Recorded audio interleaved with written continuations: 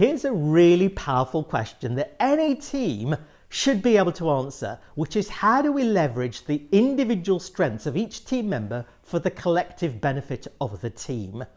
So whether it's a project team, a transformational team, a middle management team, an executive team, a leadership team, this becomes a really important question. And based on my experience over the last 30 years working as a leadership development specialist, this question only typically gets answered when a team hit a brick wall or when they become stuck. So in today's mini masterclass, I will focus on a technique that you can start using and a tool that you can start using to help elevate the performance of teams and individuals within those teams. If you're new to the channel, welcome. I'm Sequant, business psychologist and founder of Grow More Leaders, where we equip coaches, consultants, trainers and facilitators with the tools, techniques, templates, training that they need to be able to grow more leaders within their client organizations. So back to this important question about how do you really start supporting a team to leverage the individual strengths of each team member.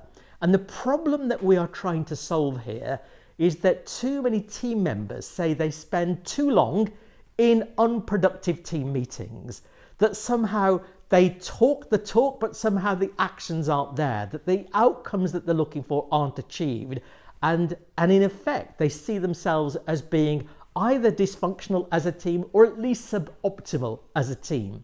So if that's the problem that we're trying to solve, how do we equip team members to overcome that particular challenge, become more effective as a team and become more effective as individual contributors to that team? And the technique I'd like to share with you is the dual citizen technique. So in life, we wear many hats.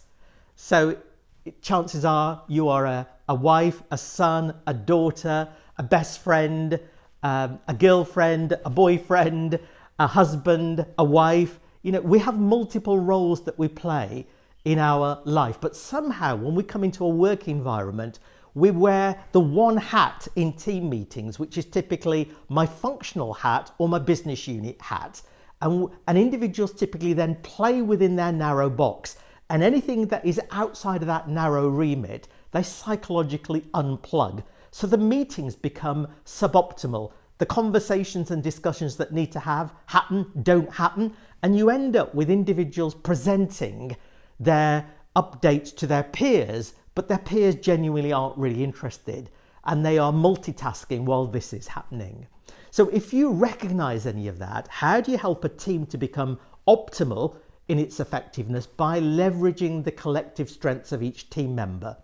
So with the dual citizen hat, it's really important for the team to identify the 4 or 5 team roles they deem to be really critical in order for them to make more effective decisions. So it could be Belbin type of team roles, it could be other types of team roles, but typically somebody who will be a provocateur, somebody who will really be devil's advocate for the team, somebody who will be a summarizer or a facilitator on behalf of the team, somebody who will actually draw quieter team members out and actually make sure that every voice gets heard. So these are valuable team roles that really matter if you are to get the best from each individual and the team ultimately are to be effective. So that's part 1 of the conversation. And as I say, the idea is that the team agree a maximum of 5 types of team roles that are important if we are to have fun and achieve effective outcomes. Then part 2 is to start focusing on what are okay behaviors and what are not okay behaviors for us as a team. So typically team members tend to avoid conflict, tend to avoid having difficult conversations in the room. So healthy tension becomes really important as a behavior within a team if we are really to have honest conversations, resolve issues and come up with the best outcomes and the best decisions as a team. So that's just one example of team behavior, healthy conflict.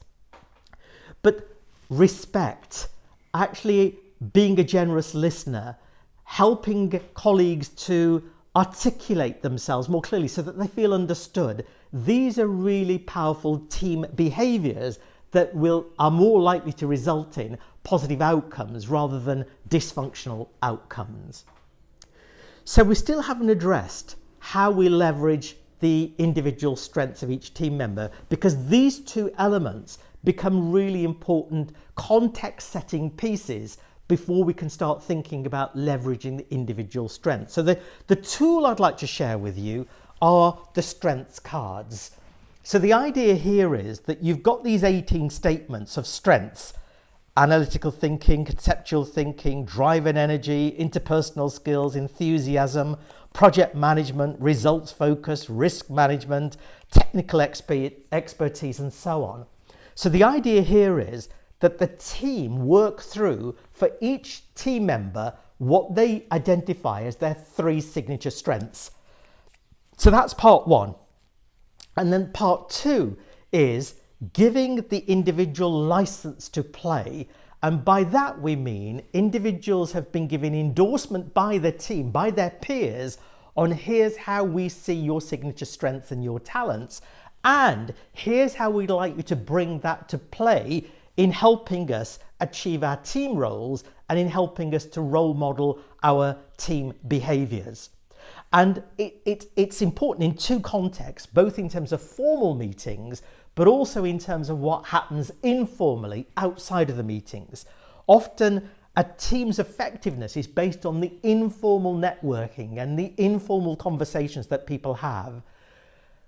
This leads on to part 2, which is encouraging the team to build peer-to-peer coaching relationships on a regular basis, where it's okay for me to have a conversation with you because I know that you've got certain strengths, and therefore having a coaching conversation where you are able to coach me with the perspective of your strengths will help me work through dilemmas and help me work through certain challenges. And likewise, I'm given license to coach you based on some of my strengths that have been endorsed by the team.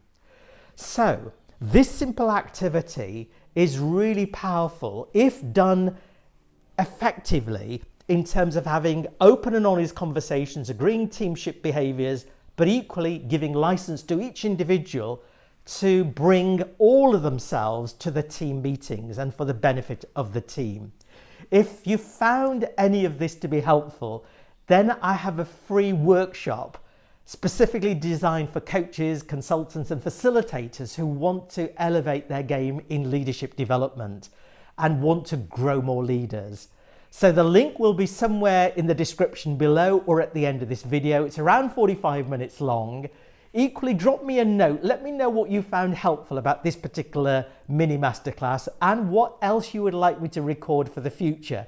And then finally, if you'd like notification of any forthcoming videos, press the subscription button and you will then be notified in time of any future new content. But thank you, and I'll see you on the next mini masterclass.